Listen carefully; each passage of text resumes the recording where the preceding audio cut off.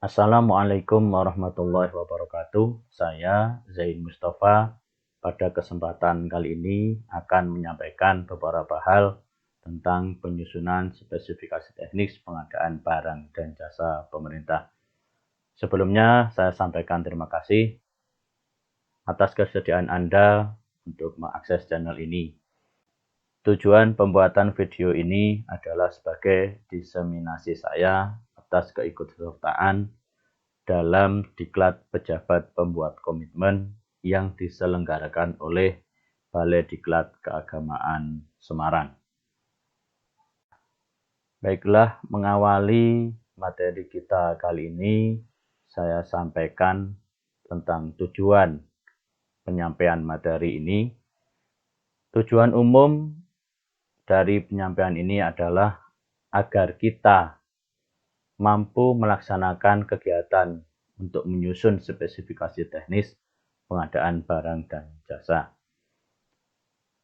Secara khusus, tujuan materi ini adalah agar kita memahami pentingnya spesifikasi, memahami dan mampu mengetahui akibat dari penyusunan spesifikasi yang tidak jelas atau tidak dilakukan dengan benar.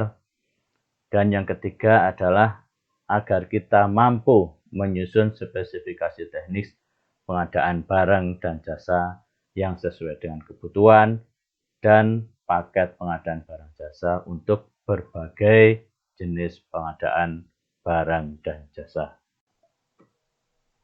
Sebelum sampai pada pembahasan tentang penyusunan spesifikasi teknis, perlu saya sampaikan tentang gambaran umum proses pengadaan barang dan jasa pemerintah, yaitu yang pertama, dalam proses pengadaan barang jasa, kita harus melakukan analisa kebutuhan. Setelah kita melaksanakan analisa kebutuhan, langkah kedua adalah baru menyusun spesifikasi teknis. Jadi di sini spesifikasi teknis adalah salah satu tahap langkah dalam proses pengadaan barang dan jasa. Yang ketiga, setelah spesifikasi teknis tersusun, maka kita perlu menyusun harga perkiraan sendiri. Dilanjutkan dengan menyusun kontrak dan melaksanakan kontrak sesuai dengan kesepakatan dengan penyedia barang dan jasa. Bila di tengah pelaksanaan kontrak ada sesuatu yang terlewatkan dan perlu ditambahkan dalam kontrak, maka bisa dilaksanakan dengan adendum. Namun bila tidak ada perubahan, tentu adendum tidak diperlukan. Selanjutnya, ketika dalam pelaksanaan kontrak itu terjadi sengketa, maka ada langkah yaitu tentang penyelesaian sengketa. Namun bila tidak terjadi sengketa, maka langkah ini tidak diperlukan. Ketika pekerjaan telah selesai dilaksanakan dan dua belah pihak telah menyetujui atas terselesaikannya pekerjaan itu, maka dilaksanakan serah terima hasil pekerjaan dan di akhir proses dilaksanakan pembayaran kontrak. Setelah kita mengetahui tentang proses atau tahap dalam pengadaan barang atau jasa pemerintah, kita lanjutkan, kita masuk ke pembahasan tentang spesifikasi. Kita mulai dengan pengertian. Menurut LKPP, spesifikasi adalah kriteria dari barang atau jasa yang dapat memenuhi kebutuhan pengguna barang atau jasa yang ketika dimanfaatkan memiliki nilai tambah. Sementara itu, spesifikasi teknis adalah uraian ketentuan-ketentuan yang disusun oleh pengguna barang atau jasa secara lengkap dan jelas mengenai suatu barang atau jasa, metode, dan hasil akhir pekerjaan yang diinginkannya. Spesifikasi memiliki karakteristik yang pertama tepat kualitas, yaitu bahwa kualitas barang dan jasa yang direncanakan itu sesuai dengan yang dibutuhkan. Selanjutnya tepat kuantitas, bahwa kuantitas sesuai juga dengan yang dibutuhkan oleh pengguna. Tepat waktu, yaitu bahwa barang dan jasa itu ada saat dibutuhkan. Yang keempat adalah tepat lokasi, yaitu bahwa barang dan jasa berasal dari sumber yang sesuai dan diterima oleh pengguna pada tempat yang dituju. Yang terakhir adalah tempat harga, yaitu bahwa seluruh komponen biaya dalam pengadaan itu memberikan nilai manfaat yang maksimal dalam pengadaan barang atau jasa tersebut. Berbicara tentang pentingnya spesifikasi, spesifikasi sangat penting terkait dengan hal-hal sebagai berikut, antara lain memudahkan proses pengadaan sampai serah terima barang dan jasa. Di sini spesifikasi yang jelas tentu menjadi acuan dan dasar dalam melangkah dalam proses pengadaan selanjutnya. Yang kedua adalah menghindari perselisihan. Dengan spesifikasi yang jelas, maka informasi dari pengguna juga dapat diterima dengan jelas dan juga oleh penyedia dalam memberikan penawaran atas barang juga menjadi jelas dengan berdasar pada spesifikasi tersebut. Yang ketiga adalah tersedia kriteria barang jasa untuk membandingkan penawaran. Ketika kita memiliki spesifikasi yang benar, yang jelas, maka dengan mudah ketika banyak tawaran produk-produk, kita dengan mudah untuk menentukan pilihan. Yang terakhir adalah memudahkan proses identifikasi barang dan jasa. Dengan spesifikasi yang jelas, maka ketika kita berhadapan dengan suatu penawaran atas barang, kita lebih mudah melakukan identifikasi. Setelah kita tahu tentang pentingnya spesifikasi, lalu apakah manfaat spesifikasi? Manfaatnya yang pertama, bahwa spesifikasi itu adalah merupakan fase awal dari proses pengadaan barang dan jasa. Spesifikasi teknis merupakan sumber dari seluruh proses pengadaan barang dan jasa. Dari spesifikasi itu, maka selanjutnya dapat menjadi dasar bagi penyusunan harga perkiraan sendiri, yaitu perkiraan biaya atas barang yang atau jasa yang akan diadakan. Ketika semuanya telah diawali dengan baik, maka pengadaan barang dan jasa itu diharapkan berjalan baik. Sehingga di akhir pengadaan, efisiensi pengadaan barang dan jasa tercapai. Di sini manfaat dari spesifikasi yang pertama adalah untuk menguji produk dan jasa dalam memenuhi kebutuhan pengguna. Yang kedua adalah mendorong penyedia untuk memberikan solusi alternatif dan inovatif yang dapat menawarkan value for money yang lebih baik. Yang terakhir adalah meningkatkan kompetisi dalam proses pemilihan penyedia barang atau jasa pemerintah.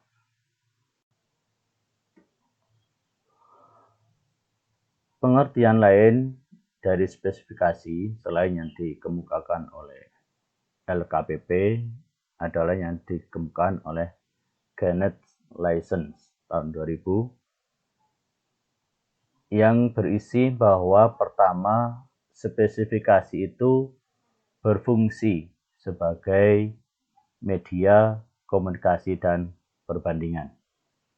Sebagai media komunikasi, yaitu bahwa spesifikasi yang dibuat oleh pembeli, maka spesifikasi memberikan informasi kepada penyedia atas apa yang dibutuhkan oleh user atau pengguna. Sementara itu, fungsinya sebagai perbandingan adalah spesifikasi itu yang ditawarkan oleh penyedia menyediakan deskripsi dari atribut produk yang ditawarkan kepada pengguna. Sesuai dengan karakteristik spesifikasi, maka dalam penyusunannya kita perlu mempertimbangkan hal-hal yang mendukung pada karakteristik spesifikasi itu. Karena itu, dalam penyusunan spesifikasi, aspek-aspek yang perlu kita pertimbangkan adalah yang pertama, teknis atau mutu barang atau jasa.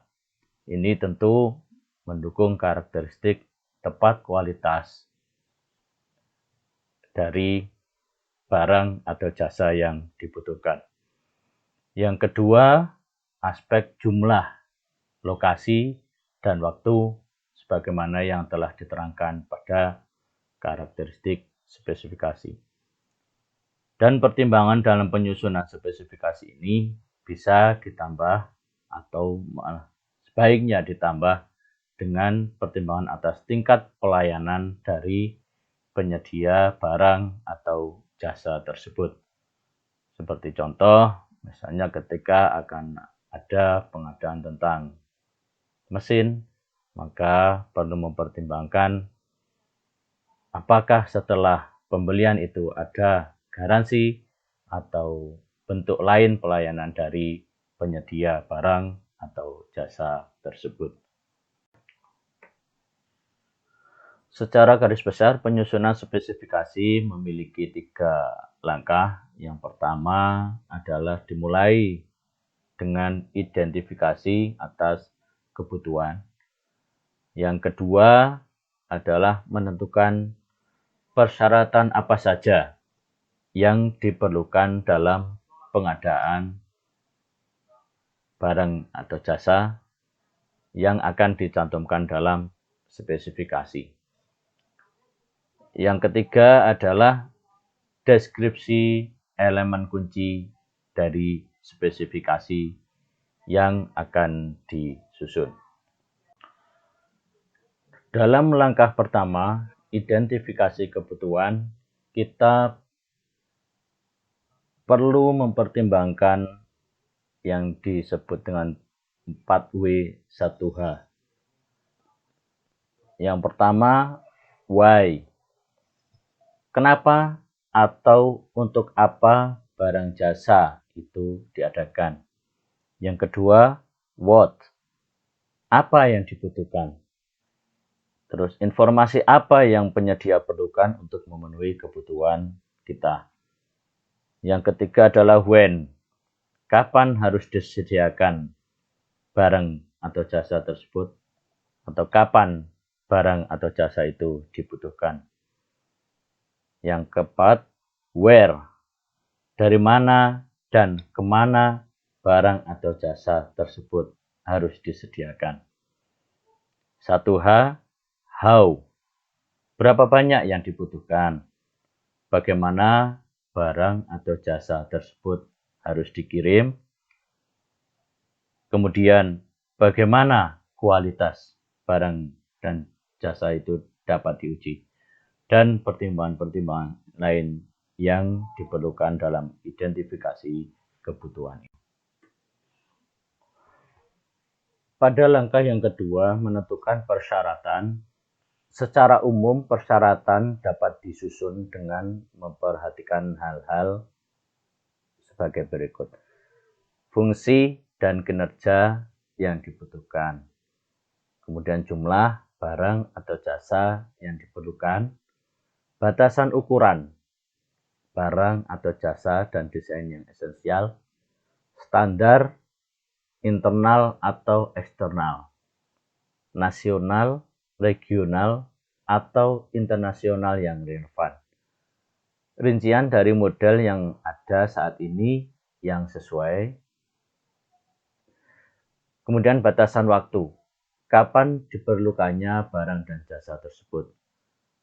Selanjutnya karakteristik atau isu-isu khusus terkait barang dan jasa. Yang terakhir adalah kondisi kesehatan dan keselamatan. Pada langkah yang ketiga, yaitu deskripsi terhadap elemen kunci spesifikasi. Yang pertama diperhatikan adalah ruang lingkup, yaitu ruang lingkup pengadaan barang atau jasa itu. Yang kedua adalah karakteristik pengadaan itu. Dan yang ketiga adalah kinerja. Bagaimana sebuah langkah-langkah pengadaan itu efektif dan efisien dari perencanaan hingga berakhirnya pengadaan. Yang kedua, identifikasi terhadap poin umum untuk dipertimbangkan pada saat membuat spesifikasi. Yang pertama, bahwa spesifikasi itu harus dibuat wajar dan mudah diperiksa. Yang kedua, ditentukan apakah ia standar nasional, daerah, atau internasional. Yang ketiga, spesifikasi ditulis dalam bahasa yang sederhana, yang tidak menimbulkan multitafsir atau ambigu. Elemen kunci spesifikasi juga harus mempertimbangkan isu-isu yang perlu ditangani dalam spesifikasi. Yang pertama, risiko tanggung jawab atau liability yang terkait dengan keselamatan, keamanan dalam pengadaan barang jasa atau hal-hal yang lainnya. Yang kedua adalah membongkar muatan. Apakah dalam pengadaan itu ada bongkar muat terhadap barang dan bagaimana pembongkaran muatan itu. Yang ketiga adalah instalasi dan pengetesan. Ini terhadap barang-barang yang terkadang dari penyedia itu disediakan barang yang belum dirakit, kemudian dirakit sendiri, ataukah barang itu sudah dikirim dalam bentuk rakitan jadi. Yang selanjutnya fasilitas lokasi, yaitu apakah lokasi penyedia itu mudah dijangkau, terus fasilitas lokasi dari tempat yang dituju dalam pengiriman barang jasa itu apakah mudah dijangkau atau bagaimana, itu harus dipertimbangkan. Kemudian ada faktor-faktor lainnya yang terkadang secara insidental perlu dipertimbangkan dalam sebuah penyusunan spesifikasi. Demikian 3 langkah yang dilaksanakan dalam penyusunan spesifikasi secara umum. Dan ini adalah informasi atau hal-hal yang harus ada dalam sebuah penyusunan spesifikasi. Yang pertama adalah cara mengidentifikasi, berisi judul, nomor referensi, dan sebagainya. Kemudian dokumen terkini, referensi silang terhadap spesifikasi yang lain yang terkait, dan sebagainya. Kemudian di dalam spesifikasi ada daftar isi, pembuka, pendahuluan, ruang lingkup, definisi.